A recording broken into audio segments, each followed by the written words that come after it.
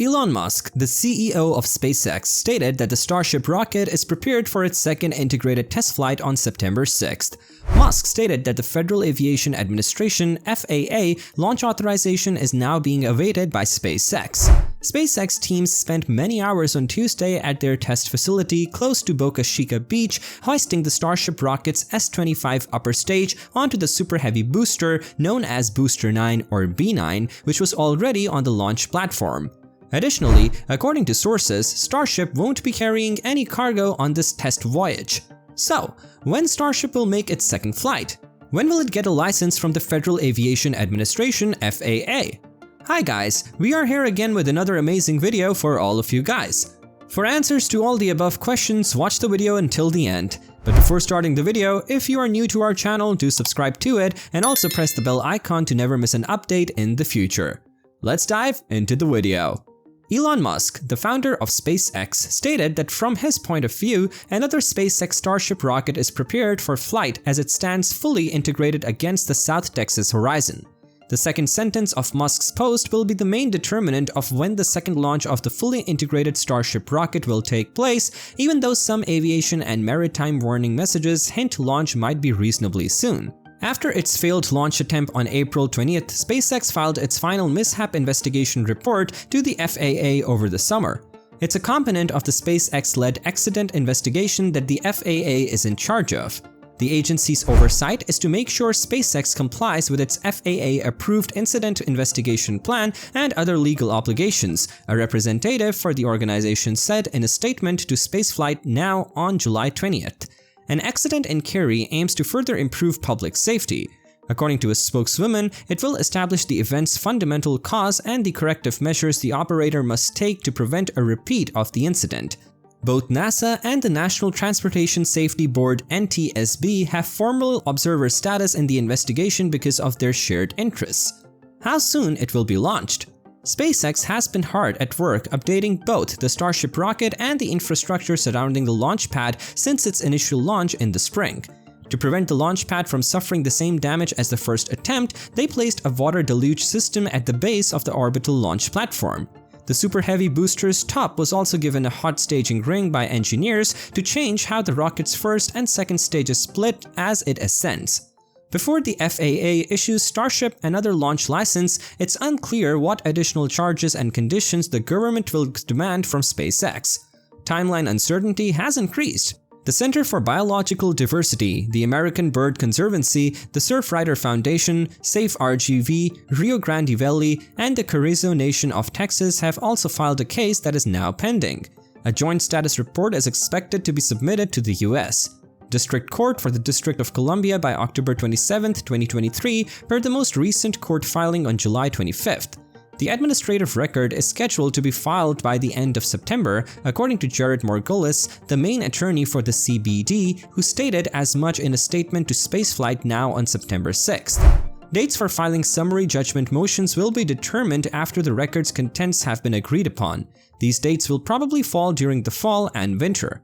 Margolis added that if the FAA permits SpaceX to conduct additional launches before they have complied with the requirements of NEPA, National Environmental Policy Act, they are also considering other options, such as conducting a supplemental analysis to take into account the launch explosion and the changes to the launch program that have resulted.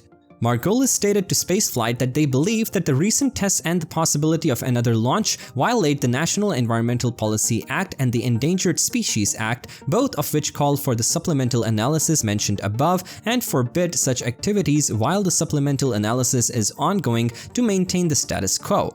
They are still quite worried, therefore, that the FAA has not made it plain that no additional launches will be allowed until all relevant environmental rules have been followed.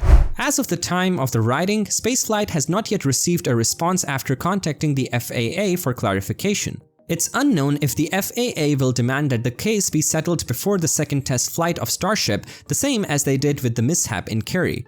However, I suppose this is about as good as it gets, given that we were all expecting they would say something along the lines of S-25 is now stacked on B9 and will do a war next week before its test flight. Returning to the present, the entire stacking process took place in a 2-hour window between 12:30 and 1:30 p.m. Fortunately, the inclusion of the hot stage section did not create any challenges for the assembly process ship fitted with the vented inner stage. CDT note how the settlement and coupling took longer than the lift itself. 2 SpaceX drones are in the air, one to capture the other as usual. Some lovely films will be provided later, and the other will show how to place the ship and booster for stacking. Thank heavens, SpaceX's enormous chopsticks at the launch tower are being used for the Starship stack's final assembly rather than the company's Falcon 9 and Falcon Heavy rockets, which are constructed for horizontal launch. Chopsticks are used by Starship to position the ship on the booster. Because they are made to capture the first stage booster once it returns to Earth and swiftly prepare it for future launch, these chopsticks are also essential for the rocket's capacity to be reused. This stacking, which took place in SpaceX's South Texas development facilities, is a noteworthy development because it might be the last time the 2 components of the entire Starship system come together as a single entity. This configuration will be utilized to launch the following Starship prototype before launch. When paired with the orbital launch stand on which it rests, the large combined launch system rises to a height of 480 feet, which is taller than the Great Pyramid of Giza. On its test mission, which will hopefully accomplish or orbit entirely, the massive combined launch system currently achieves a total height of 400 feet. It's taller than the last entire stack.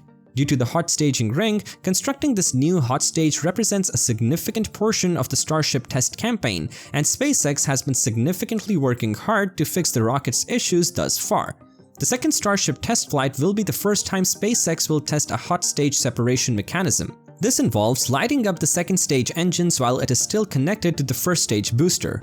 SpaceX has mounted a venting ring on top of the incredibly massive rocket for this particular segment of the mission. Atop of this ring was the second stage of the Starship, which had been packed earlier today atop the extremely hefty Booster 9. As a result, work at this location continued while SpaceX was able to verify the newest addition to the Starship rocket.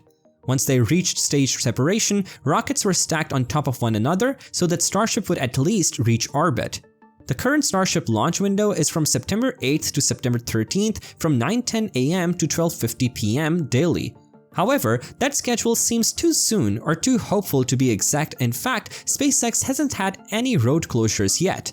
The FAA still needs to approve SpaceX's test flight once the company persuades the authority that none of its technologies represent a risk to either people or the environment. For the second test flight, the Starship was updated during the first test flight and is currently waiting for the FAA license approval. Musk stated yesterday that it would happen this month, although there is always a chance for additional delays. Rocket Lab, which is lagging behind SpaceX, is reflying its first Electron engine at the same time. A Rocket Lab Electron rocket was launched on August 24th from LC-1B at the company's launch facility in New Zealand. It was a satellite from Capella Space's most recent generation of synthetic aperture radar. Capella had a successful launch, deploying its payload into a low Earth orbit for roughly an hour. Considering all the things, the fully loaded Starship on the launch pad is a significant accomplishment for the SpaceX team. All eyes are now on the regulatory licensing procedure, which will determine the schedule for the second flight after Elon Musk confirms that it is ready for launch.